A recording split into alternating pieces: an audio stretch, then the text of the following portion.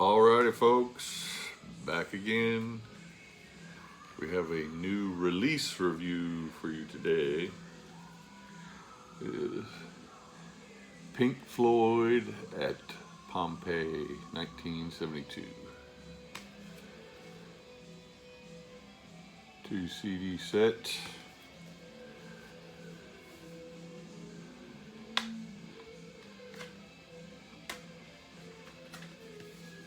Show you the inside before I start pulling up the CDs.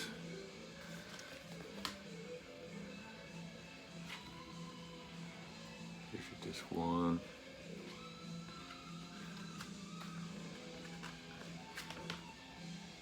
Disc 2.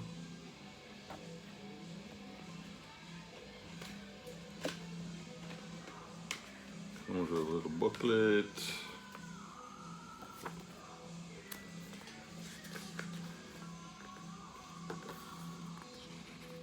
Photos.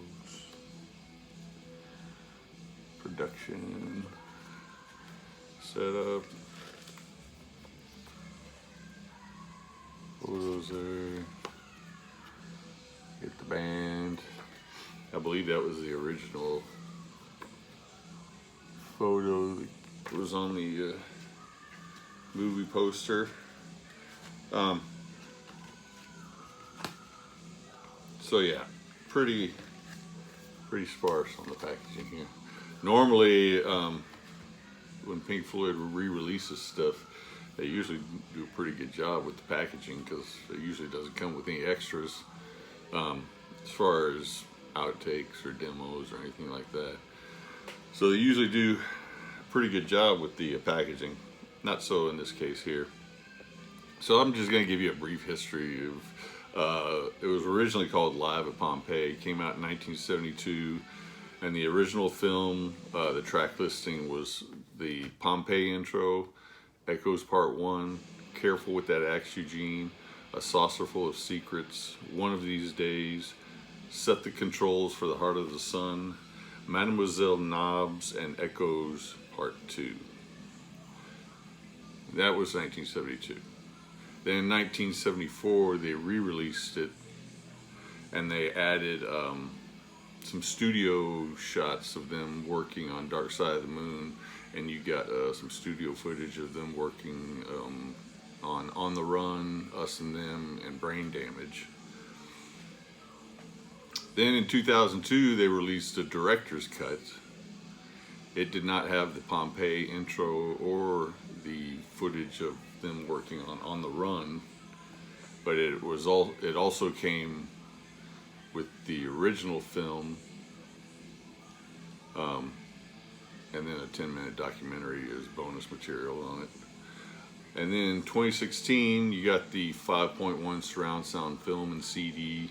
There was no Pompeii intro on that one, or Mademoiselle Nobs, which it may have been combined with Set Controls for the Heart of the Sun, or Echoes Part 2. I'm not sure on that one. But that surround sound film and CD was part of the early years 1965 to 1972 box set. And then there was also released a smaller box set called 1972 Obfuscation, which was the film and CD.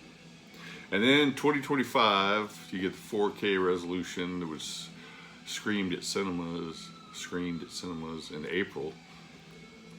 I didn't even hear about it, honestly, although I'm not a big moviegoer, so that could be part of the reason. But maybe you would think that DFW is a big enough market that it would have been around here somewhere, but I did not hear about it at all. I would have definitely gone to see it. So they renamed it. It was redone by Stephen Wilson, who gets all of the big projects these days by all the big wigs.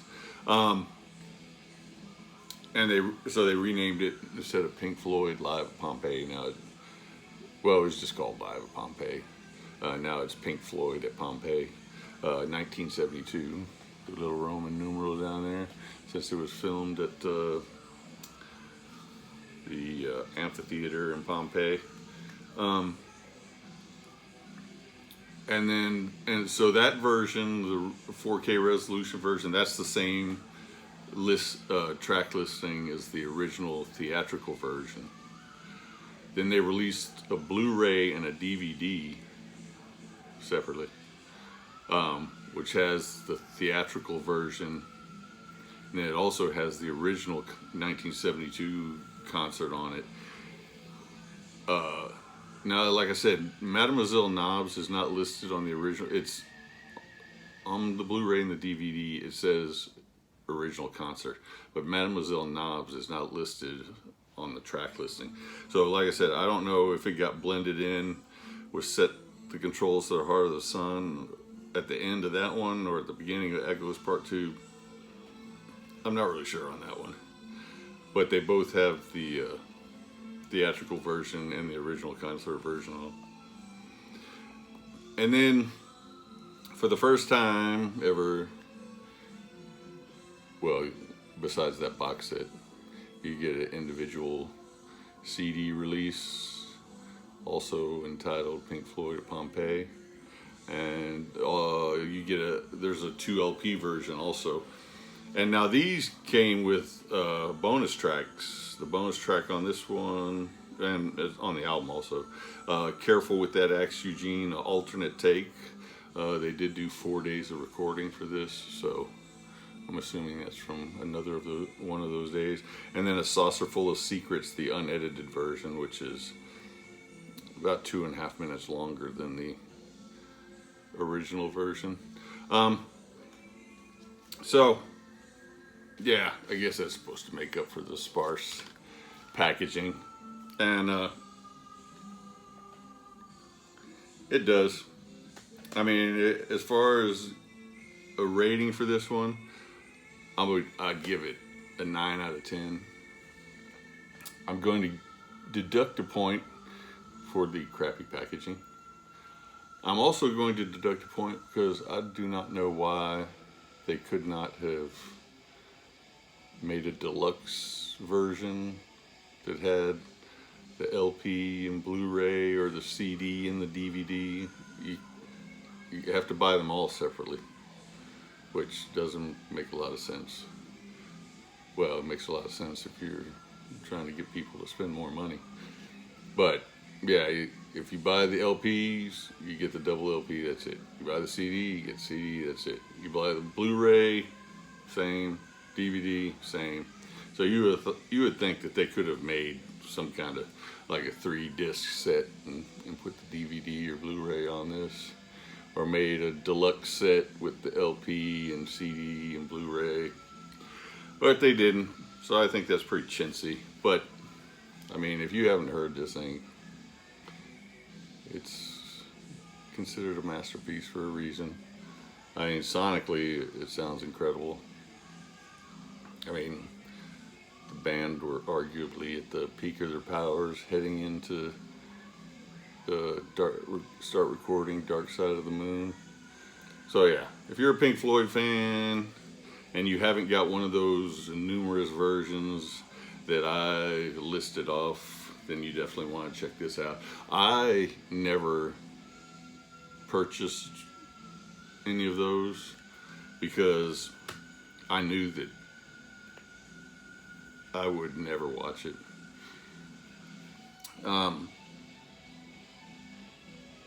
You know, I might watch it once and I'd put it away and I'd forget about it. And there have been some bootlegs around, but they were always really expensive. So I just kind of crossed my fingers and hoped that one day we'd get a release, and it finally happened. And like I said, it was a complete surprise to me. I had no idea that they were releasing it. I had no idea that it was released at theaters for screenings. I didn't know any of that. I just saw it pop up on Amazon one day, and I'm like, well, let me go. I think I shall buy this. So yeah, Pink Floyd at Pompeii, 1972, 9 out of 10. You guys have a good one.